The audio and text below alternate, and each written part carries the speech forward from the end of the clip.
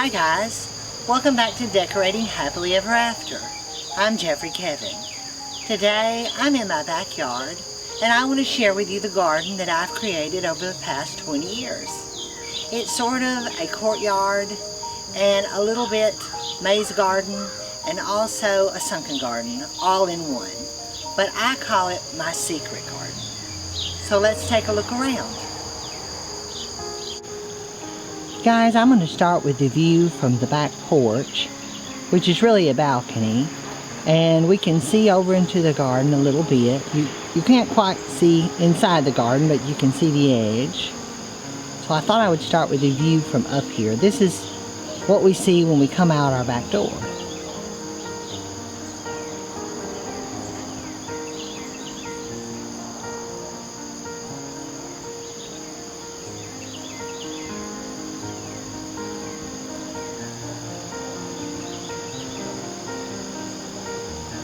So let's go down and get a closer look. Guys, 20 years ago, whenever I bought this house, there was pretty much nothing but grass here in the backyard. There was an old pecan tree and a sickly walnut tree, and we had to have both of those cut down.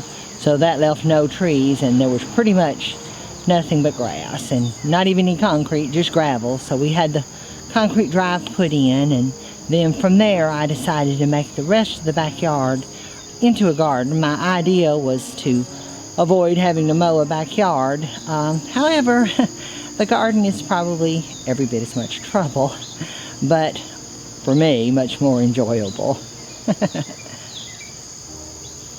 As you can see, I did a little brick edge here along the concrete. And we'll start over here on this end. I've got a bed that I've extended out this year. We had a large white pine that fell over the winter, and so I was kind of left with a bald spot. So I've planted some arborvitaes to fill in the space up at the back to give us a wall so that we're walled in on all three sides. Here in this bed, I've got some butterfly bushes. These are sort of an ivory color. I added those this year. And I have some trellises that I put some morning glories. I planted some morning glory seeds. However, they're way behind. I just recently planted them, so I don't know if they're going to do anything before fall or not. But we have lots of wild morning glories, but they don't bloom, so I thought I would plant some that bloomed.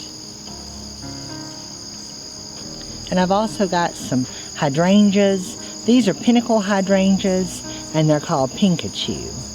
And right now they're sort of a creamy green. They started out an ivory color, and they're starting to turn green. And according to the tag, they'll turn a pink in the fall. So we'll see.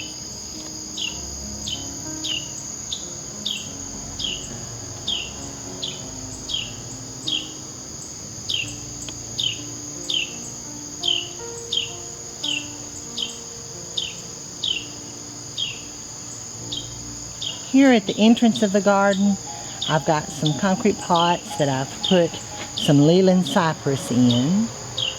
And I have 3 arbors.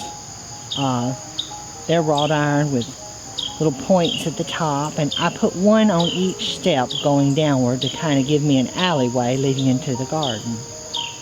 And I've also got some Foster hollies here just to kind of frame out the entrance. And they're trimmed in a topiary fashion. And on each side, I've added some feather plants. These are purple feather plants. They're a perennial. I've never had them before, so we'll have to see how it goes. But I have a little gap here in the front that I'm trying to fill with some things here underneath the holly. And so I added the feather plants this year.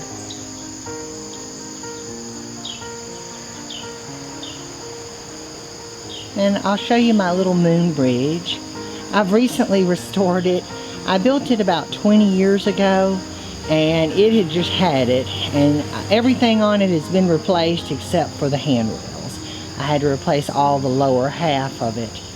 But I built it, and I used to have it further back in the mulch bed, but right now it's residing on the concrete because it wants to sink down in the bed. It's tremendously heavy, and so for now I've got it sitting here to kind of protect it, but later I may get a brick mason to build me a couple platform steps to put it on so that it doesn't sink down. But I've had this fridge, like I said, for all these years, and I even brought it from the previous house, and the children have all enjoyed it. My nieces and nephews have Easter pictures holding their baskets, and like I said, little kids enjoy it, and we like to make pictures and things with it. And here you can see my pergola in the lower part of the yard. And along this edge I also have the Pikachu hydrangeas. I've planted a line of them. If you guys watched my previous flower bed tour, I mentioned that my roses had died. I had knockout roses, and there was a blight, and I lost about 40 or 50 roses, so there used to be roses along here, and I've replaced them with hydrangeas. So hopefully they'll be happier and won't get diseased. Now I've planted all the crepe myrtles. They sort of act as our shade trees here in the backyard. To be honest, guys, I didn't really know crepe myrtles would get this large. But they take the place of shade trees, and now that they've matured, they do provide lots of shade. And actually the roses were not very happy because there was just too much shade for them. I apologize, the blooms are starting to fade. They were really pretty about a week and a half ago, but I've been working on my pergola, and I just couldn't get to the video in time to get them at their prettiest, but I'll show you what's left of them. At this time of year, we get the summer snow, which is the crepe myrtle blooms. They just come down like snow.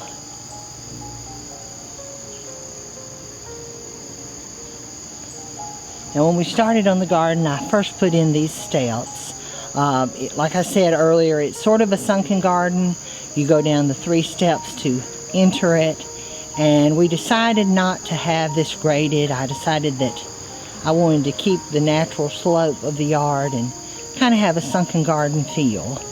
And so first I put in the steps, and then we started with the brick.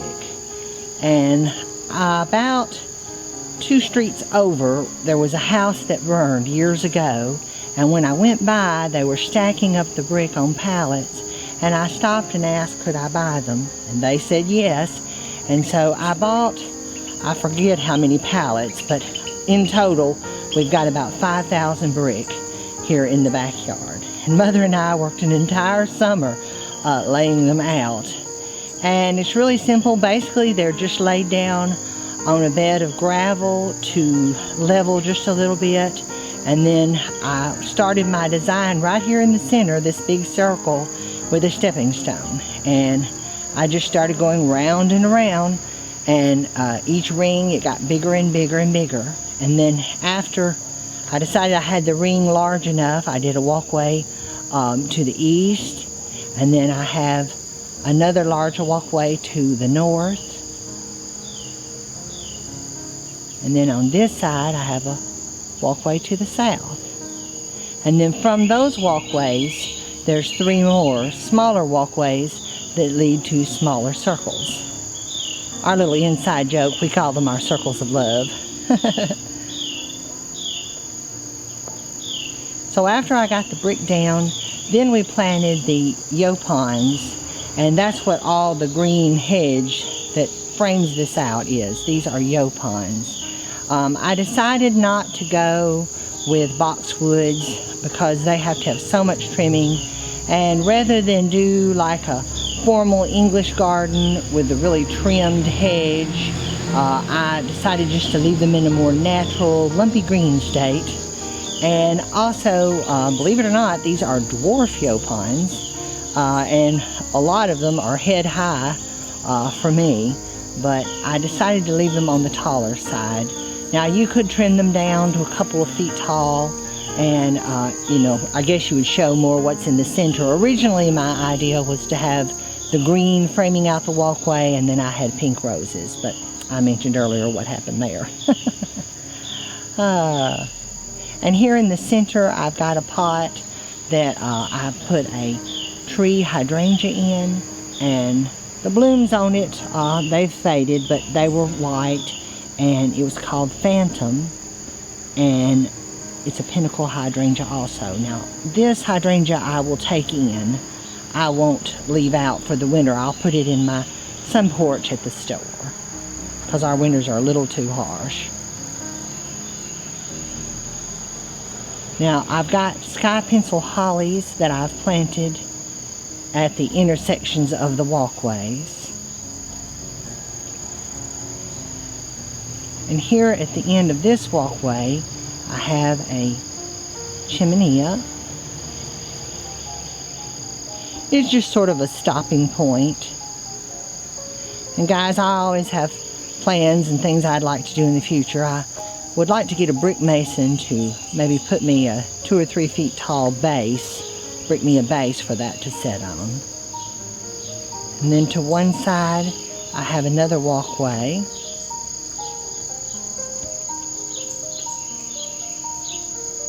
This is one of the circles I was talking about.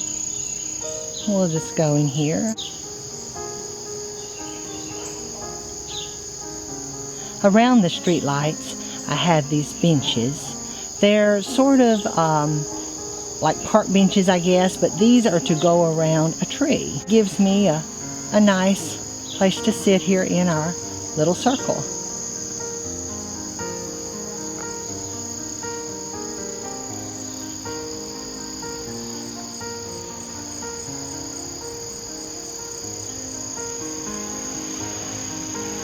Now, as you can see, across the way, I've got another smaller circle. And it's all trimmed out, framed in place by the yopines. And in the center of this one, I have my little pagoda. One thing I like about having the yopines tall like this is when you're down here, it's kind of like you're hid away. Because like I said, these are all just about head high on me. I've got another crepe myrtle.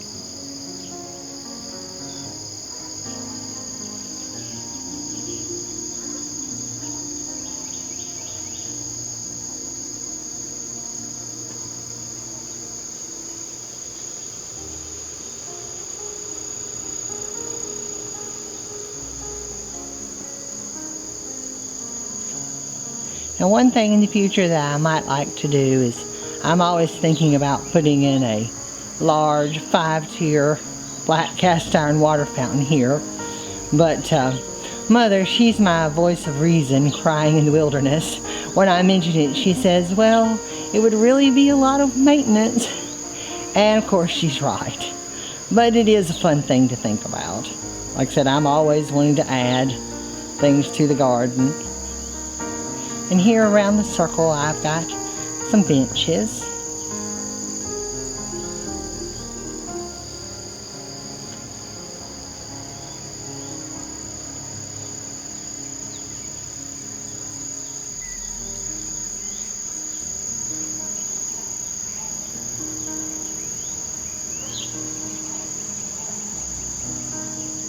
There's another sky pencil holly. And I'm noticing this hedge has a little wisteria poking out. I've been battling that wisteria for years now. I think some birds deposited it there, and oh my goodness, I pull it up and pull it up so that it won't overtake everything. And here at the north end of the garden, I've got my pergola. I've recently restored it as well. It was about 20 years old also, and it just had gotten in bad shape, and so I had to replace the whole top of it. I did that all by myself. Now, I did not build the pillars though. I had a brick mason build those for me. And as you can see, like I said, it's pretty tall up there. I think that's about 12 feet high. But like I said, I've got all my new tops. So I'm really proud of that, to have that done. It was a big job.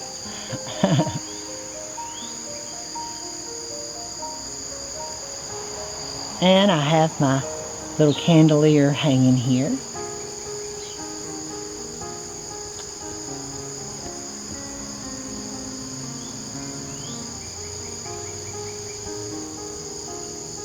And here on the table, I've got an urn that I have some zinnias in. And an old pitcher. This is a marigold glass pitcher. I've got lemonade in it. And I have a couple of ferns.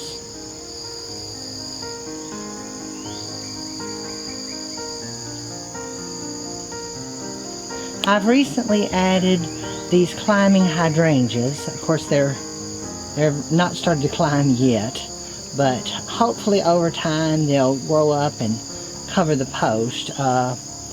After planting them, I read about them, and they're kind of slow growing, it says. They have to climb in order to bloom, but they bloom white. And here I've got my new pagoda. I love pagodas. This is a new giant pagoda, and I put it on a base so that I wouldn't have to worry about it sinking into the mulch. I'm going to get some more of those. I've got my eye on a couple of other ones. I would like to add a few more into the garden.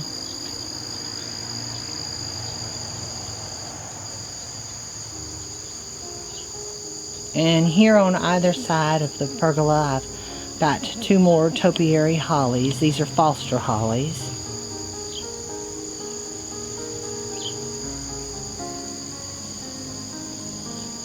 And as you can see, we've got all the crepe myrtles overhead. And here at this end of the garden, we have another circle that we can go into. And I have another street lamp with the circular bench. And this is a pretty spot to make photographs and just to sit.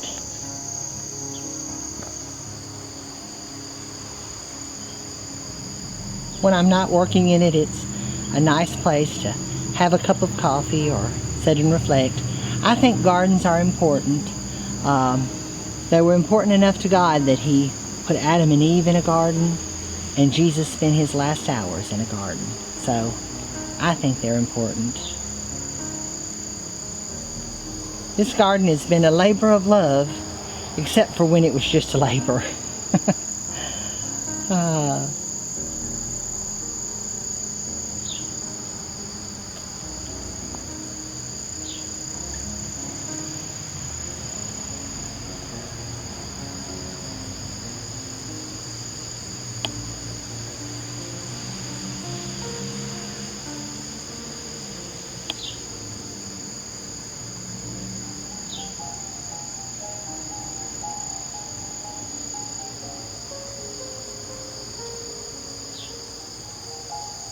The garden is really pretty in the wintertime too, so I'll try to do some videos whenever it's covered in snow. I like to make pictures out here whenever it's all snowy and covered.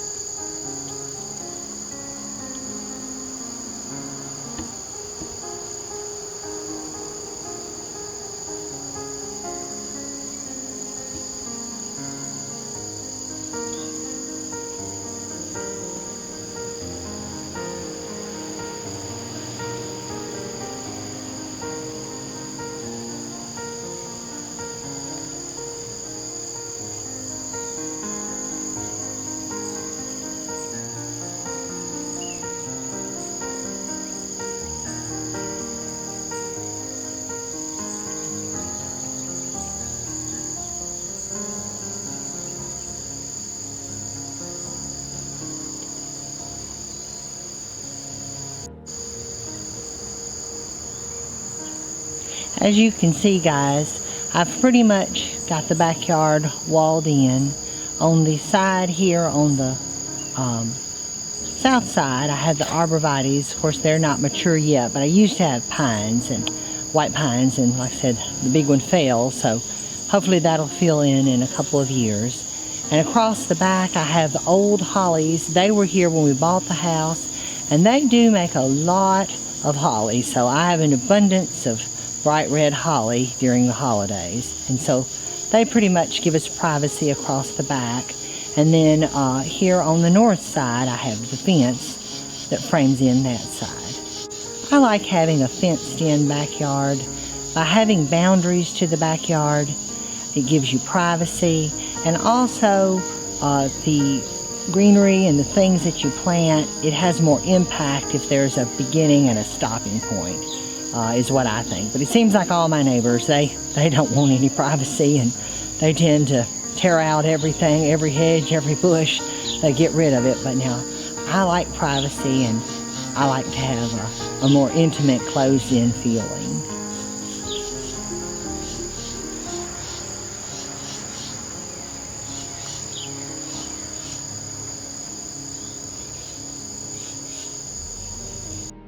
I hope you guys enjoyed this video. If you did, please leave me a comment below. Give this video a thumbs up and share it with a friend. Subscribe to my channel, Decorating Happily Ever After, and turn on the notifications bell so you never miss a video. I'm Jeffrey Kevin, hoping that you decorate and garden happily ever after. Bye-bye now.